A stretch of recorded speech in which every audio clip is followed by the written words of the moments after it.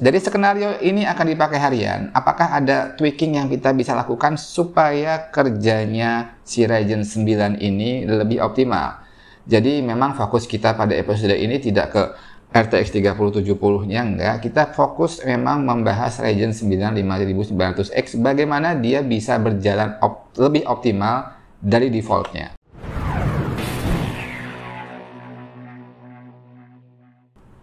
Hai, salam istimewa dari Jogja, dan saya Andi dari Jawara Media. Teman-teman, ini November udah hampir habis, dan sebenarnya kita sudah lama banget kedatangan prosesor ini, Ryzen 9 5900X Fermir dari AMD Indonesia. Makasih ya AMD Indonesia udah ngirimin kita sampel barang berserta kelengkapannya.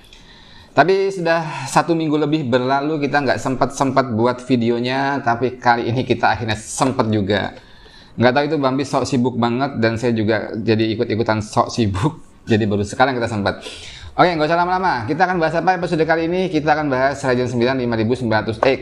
Ryzen 9 itu generasi tertinggi dari AM4 socket. Jadi Ryzen 3, Ryzen 5, Ryzen 7, Ryzen 9. Dan di sini ada Ryzen 9 5900X. Untuk Fermir sendiri mungkin teman-teman udah tahu ya, itu adalah arsitektur terbaru dari AMD yang baru di launching kira-kira 1 bulan yang lalu. Dan memang heboh banget. Kita udah nggak usah ngebahas tentang performanya, udah nggak ada obat sekarang. Ya, di sini ada 59X, 12 core, 24 thread, 3,7 GB base clock, dan 4,8 GB maksimum busnya, 64 MB L3 case, 7 nanometer, masih sama dengan Matis, cuman ini Fermir arsitekturnya. Oke, kita nggak akan lama-lama, kita dipinjemin juga sama AMD Indonesia sebuah motherboard X570 Taichi dari ASRock. Untuk informasi, ASRock ini X570 itu adalah chipset tertinggi untuk soket AM4. Di bawahnya ada B450, ada A320, ada B550, dan X570 ini adalah chipset seri tertinggi untuk AM4. Dan ASRock Taichi ini juga seri tertingginya kalau nggak salah ya. Ya, intinya ini adalah seri high-end dari ASRock. Jadi Taichi itu levelnya harusnya di bawahnya di atasnya Steel Legend, di atasnya Phantom Gaming. Ini paling atas. Apa aja hebatnya, fitur apa yang ditawarkan oleh X570 Taichi dari ASRock ini? Semua fitur yang kita cari harusnya sudah dijawab semua oleh X570 Taichi. Kita mulai dari VRM-nya ada 14 fase, sudah ada thermos juga, jadi no doubt untuk urusan supply daya ke prosesor, mau di OC kayak apapun, harusnya secara VRM sudah cukup kuat untuk mensupport sampai ke titik yang ekstrim. Terus apalagi, untuk urusan PCI Express slot, dia ada 3 dan support certified SLI, 3-way, sama ke Crossfire. Mau pakai 2-3 VGA card, motherboard ini bisa mensupport. Terus ada 3 buah slot M.2 NVMe Gen 4x4. Jadi kalau memang pengen total speed di storage juga bisa disupport oleh motherboard ini sampai 3 slot. Untuk urusan konektivitas sudah ada Bluetooth 5.0, sudah ada Wi-Fi AX, sudah ada Gigabit LAN dari chipset Intel juga. Chipsetnya Intel ya, Gigabit LAN-nya. Audio juga ada 7.1 dan beberapa fitur lainnya yang mensyaratkan jadi motherboard kekinian seperti RGB dan I/O Shield juga udah oke banget, ada RGB-nya dengan bahan yang relatif sangat oke dari metal. Dan satu poin lagi, di bagian belakangnya ada backplate dari metal juga. Fungsinya apa? Mungkin teman-teman berpikir ini supaya sebagai alat pendinginan, untuk pendinginan yang lebih advance. Tapi ternyata nggak menurut saya ya. Ini hanya untuk melindungi motherboard dari bending. Bending itu kalau melengkung ya. Karena beberapa kasus ketika motherboard itu dibebani oleh heatsink fan yang gede banget, yang mungkin butuh tekanan ke motherboard relatif cukup kuat. Beberapa kasus motherboardnya agak melengkung. Jadi ASRock mengantisipasi itu dengan menambahkan backplate dari metal di bagian belakangnya untuk mencegah bending. Mungkin juga ada fungsi kependinginan, tapi saya nggak lihat ke situ. Oke, itu yang kita pakai Ryzen 9 59X dan X570 motherboardnya. Terus testbed yang lainnya seperti apa? Ini dia. Oke teman-teman, testbednya apa aja? Ini sudah kita rakit jadi sebuah PC jadi di samping saya ini, dan saya memang menginginkan review ini dalam bentuk PC rakitan jadi, karena mungkin ini juga bisa mensimulasikan semua kondisi yang bisa kita bayangkan ketika prosesor dan motherboard ini dipakai oleh end user langsung. Jadi mungkin dari airflow juga berpengaruh pada suhu dan lain sebagainya. Jadi kita pasang jadi sebuah PC jadi. Oke, 59X pakai X570 Taichi, terus RAM-nya pakai apa? 32GB. Ini 8GB x 4 dari T-Force Delta R RGB 3200 MHz CL161818. Jadi kita pasang 4 biji biar penuh kan, jadinya keren tuh, RGB-nya penuh. RGB ya, jangan lupa. Terus untuk cooling, jadi karena paket penjualan Ryzen 9 ini tidak ada bawaan coolingnya, kita harus pakai third party cooling dan kita memilih PC cooler 360 mm all-in-one. Jadi di sini radiatornya di depan 360 mm, teman-teman tahu kan? Jadi fan-nya itu 12 cm kali 3, 36 cm alias 360 mm. RGB juga, synchronize juga. Terus apalagi ini VGA card, kita menggunakan RTX 3070 dari MSI seri yang value Ventus 2X yang cuma 2 fan. Terus ada tambahan 3 fan RGB dari Fantech, dan casing kita menggunakan Fantech CG80 yang relatif cukup gede dan muat 360 mm I/O-nya. Juga saya suka karena depannya mesh. Jadi kalau saya pilih casing buat I/O tuh saya lebih suka yang depannya bolong, yang mesh. Jadi mungkin airflow-nya dari depan ke belakang bisa lebih lancar. Dan sebuah power supply CX750M dari Corsair Eclipse Bronze untuk mentenagai PC ini. Ada yang kelewat nggak bis? Oh ya, storage-nya kita masih pakai SATA M.2 SATA 240GB dari Acer. Oke, kita akan benchmarknya seperti apa ini? Pada episode kali ini kita akan mencoba membenchmarknya, men-tweakingnya. Dari skenario ini akan dipakai harian, apakah ada tweaking yang kita bisa lakukan supaya kerjanya si Ryzen 9 ini lebih optimal? Jadi memang fokus kita pada episode ini tidak ke RTX 3070-nya, enggak. Kita fokus memang membahas Ryzen 9 5900X, bagaimana dia bisa berjalan lebih optimal dari defaultnya. Untuk itu kita harus tahu defaultnya dulu kan. Kalau kita sudah tahu defaultnya seperti apa, baru kita mikir gimana cara mengoptimalkannya. Oke, kita tes dulu secara default dari beberapa software yang kita akan ujikan. Kita lihat hasilnya dan habis itu kita diskusikan apa yang poin yang akan kita tuju dari hasil defaultnya. Yuk kita lihat bareng-bareng.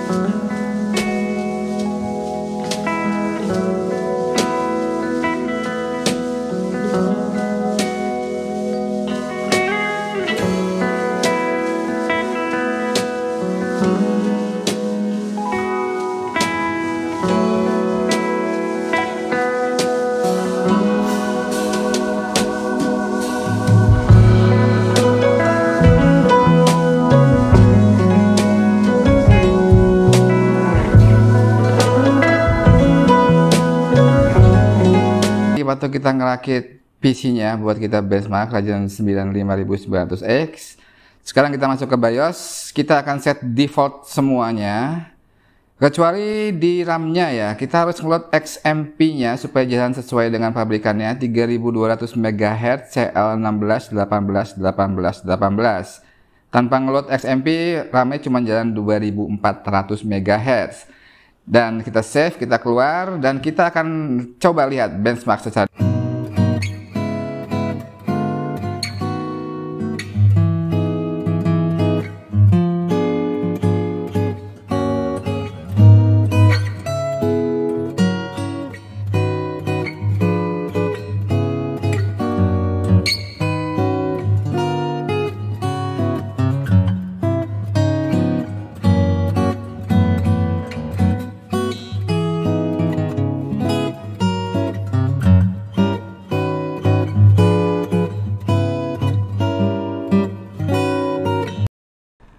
Oke, teman-teman, dalam kondisi default kita sudah lihat hasilnya. Jadi mungkin selama ini kebanyakan orang beranggapan bahwasanya antara kubu merah dan kubu biru, antara AMD dan Intel gitu aja langsung to the point ya. Itu ada kesetaraan seri. Misalnya Core i3 itu setara Ryzen 3, Core i5 itu setara Ryzen 5 dan seterusnya. Tapi ketika firmware ini keluar, mungkin itu sudah tidak relevan lagi. Seperti teman-teman lihat, ini adalah Ryzen 9. Kalau kita setarakan dengan Core i9 itu kayaknya udah nggak relevan. Udah beda banget jauhnya dan bukan lawannya. Jadi dari kita lihat dari skor-skor defaultnya tadi sudah kelihatan bahwasanya Ryzen 9 ini bukan lawannya Core i9.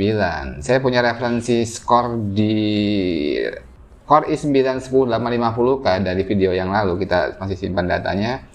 Bahwasanya Core i9 10850K dengan Ryzen 959X ini beda skornya di Cinebench R20 aja mungkin di atas 2000 PTS, di atas 2000 poin, dan itu besar banget.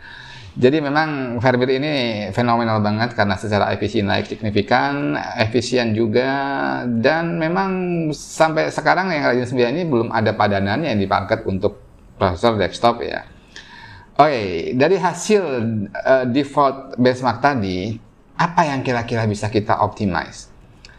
Dari beberapa data yang kita ambil dari 6 aplikasi yang kita pakai, 2 game dan 4 aplikasi productivity, kita bisa lihat bahwa rata-rata suhu kerjanya itu ketika di load itu sekitaran 70, hampir semua 70 derajat lebih kecuali satu game tadi ya, Odyssey, Tomb Raider di bawah 68 atau 69. Jadi intinya suhu kerjanya menurut saya masih bisa ada peluang kita turunkan karena kita sudah menggunakan IO 360 mm dan saya pengennya bisa lebih rendah di bawah 70 lah, kalau bisa di bawah 60 derajat Celcius.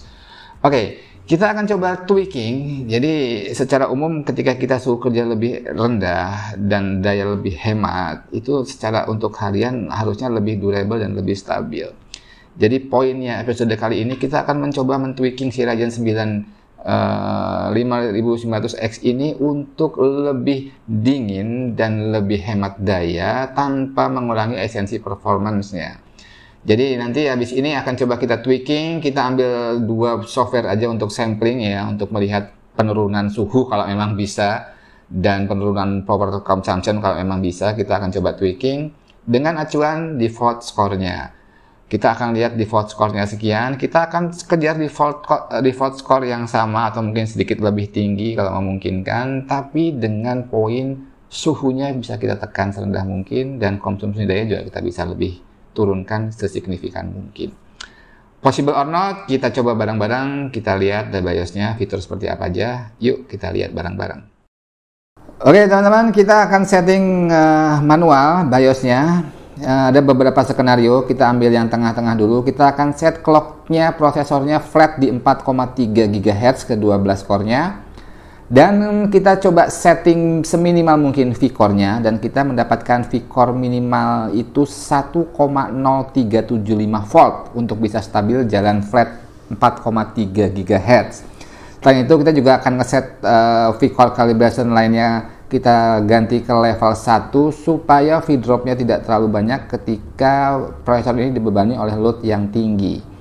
Oke, kita akan set seperti ini dan kita lihat hasilnya.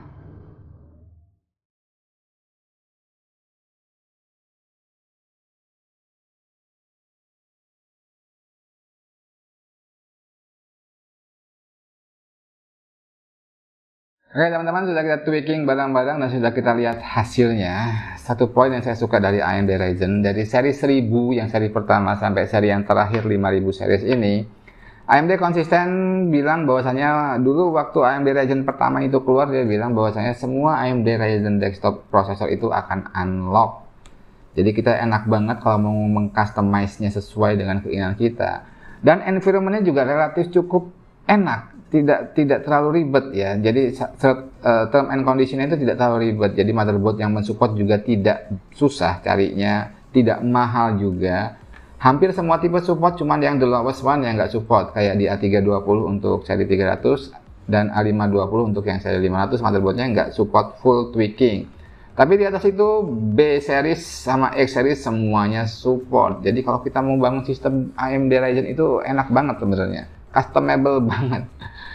Oke, sudah kita lihat tadi, dan memang banyak banget skenario yang bisa kita lakukan dengan customable-nya sistem Ryzen ini.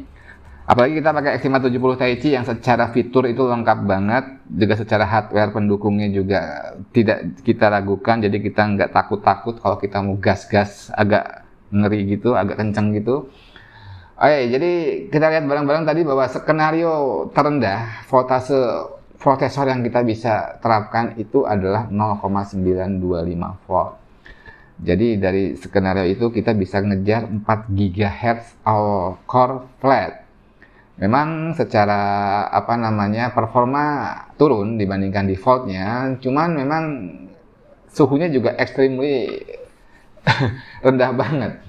Sekarang kita lihat itu kalau yang kita set di 5900 dengan 0,95 volt 4 GHz itu 3D Mark. Zenbench R20-nya itu multicore-nya 7700-an. Kalau kita lihat dibandingkan dengan defaultnya 8300 memang agak jauh bedanya.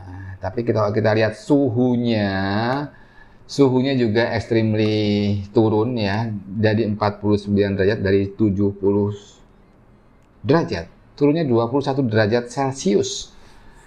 Dan kalau kita lihat performanya, watt consumption-nya juga turunnya lumayan, dari 226 watt jadi 162 watt aja untuk load 100% 12 core flat di 4 GB 162 watt. Dan kalau kita bandingin skor tadi ya, skor Zenbench R20-nya itu kan 7700, itu tetap masih jauh banget dibandingkan Core i9. Kita punya referensi yang 10850K di episode lalu bahwa R20 skornya itu cuma 6000 lebih dikit, 6100 lah kasarannya. Ini 7700, masih beda 1500 lebih. Oke, terus untuk menyamai performance defaultnya itu gimana? Di clock berapa? Di clock 4,3 GHz. Kita lihat skor Zenbench R20-nya kurang lebih sama, bahkan slightly better, lebih tinggi sedikit.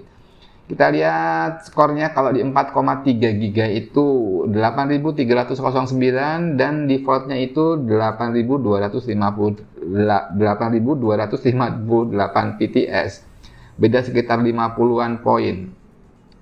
Tapi kalau ngejar 4,3 GHz, kalau kita setting manual kita hanya butuh 1,0375, nggak sampai 1,1 ya, 1,0375 volt aja.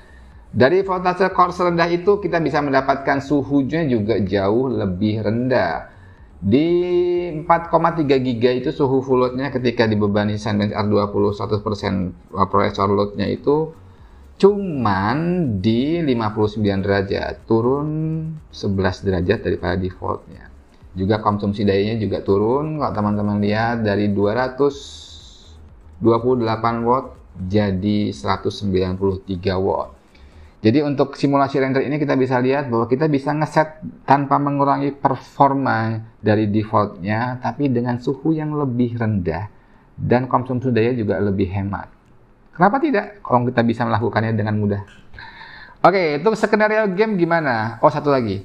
Kalaupun kita masih menginginkan performa yang lebih kencang lagi, tadi ada skenario 4,5 GHz dan itu bisa jauh di atasnya defaultnya performanya dari simulasi render tadi R20 tadi, dan baik watt maupun konsumsi daya masih sedikit lebih rendah dari defaultnya.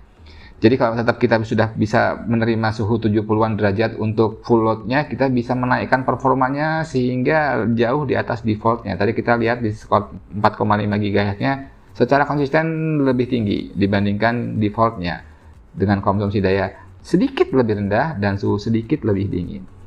Untuk skenario game gimana Om? Oke, untuk skenario game kita lihat bahwasanya kita pakai satu game yang CPU bond katanya ya. Kita lihat FPS-nya nggak beda jauh ya. Kita set 4,3 default sama 4,5 itu flat di 86 FPS untuk setting Full HD dan Ultra setting ya dengan 3070 RTX Ventus 2X ini. Terus ketika kita turunkan jadi 4 GHz turun 2 FPS jadi 84 FPS. Tapi dengan skenario mendekati performa default 4,3 GHz 10375 volt, suhunya sudah cukup signifikan, pakai banget turunnya. Kalau defaultnya 71 derajat Celcius ketika kita ngegame Assassin's Odyssey tadi, ketika kita setting 4,3 GHz dengan V-core yang disesuaikan, suhunya bisa turun sampai 21 derajat, jadi cuma 50 derajat. 21 derajat itu tinggi, besar banget loh untuk ukuran suhu kerja prosesor ya. Bahkan ketika kita setting ke 0,925 volt 4 GB flat itu cuma 46 derajat. Bayangin teman-teman bisa ngegame dengan 12 core 24 thread dengan game yang berat settingan ultra itu suhu prosesornya cuma 46 derajat Celcius. Dingin banget. Terus konsumsi daya gimana? Karena ini sudah melibatkan VGA card pasti lebih tinggi daripada kita Cinebench R20 tadi ya. Dalam kondisi default untuk ngegame tadi dia butuh 387 watt power consumption yang dihisap dari listrik dari wall, kita ukur pakai power meter 387 watt average-nya. Dan di skenario 4,3 GHz turun jadi 333 watt. Kalau kita mau pakai dingin-dinginan aja, nggak usah terlalu kenceng-kenceng banget, cuma turun dikit juga, 0,925 volt 4 GB flat, turun jadi 318 watt. Jadi itu mungkin beberapa skenario yang bisa kita lihat, bahwasanya untuk gaming sendiri itu relatif signifikan banget di penurunan suhu kerjanya. 20-an derajat Celcius itu ekstrim dingin banget. Dan mungkin teman-teman bisa bayangin 12 core 24 thread ngegame berat dengan settingan maksimum hanya jalan 46 derajat Celcius, itu possible ya. Itulah oke-nya AMD Ryzen System, customable banget, kita bisa atur sesuai dengan apa yang kita inginkan, skenario seperti apa. Mau rendah daya, suhu dingin bisa kita atur, mau high performance tinggal kita tweaking. Naikin voltase, naik V-core-nya, naikin clock-nya. Semua itu possible di AMD Ryzen System. Oke, mungkin nggak banyak teman-teman yang bisa kita sharing pada episode kali ini. Intinya itu, moga-moga video ini bisa memberi sedikit informasi buat teman-teman bahwasanya default setting itu sebenarnya masih bisa kita kilik-kilik dikit supaya lebih optimal, lebih dingin, lebih hemat daya tanpa mengurangi performa sekalipun. Ataupun teman-teman punya skenario lain bisa dicoba-coba sendiri. Oke, begitu aja dari kita pada episode kali ini. Terima kasih udah dukung channel kita. Yang belum subscribe bisa subscribe teman-teman. Kalau teman-teman suka pada konten yang saya bawakan bisa kasih jempol. Bila teman-teman ingin teman-teman lainnya tahu bisa di-sharing. Dan channel ini didukung sepenuhnya oleh Quadra Syndicate, retail PC dan part yang ada di Semarang, Jogja, dan Purwokerto. Juga Jawara PC dan RetroCat Extreme System Builder. Jangan lupa tetap dukung channel kita dan salam istimewa dari Jogja.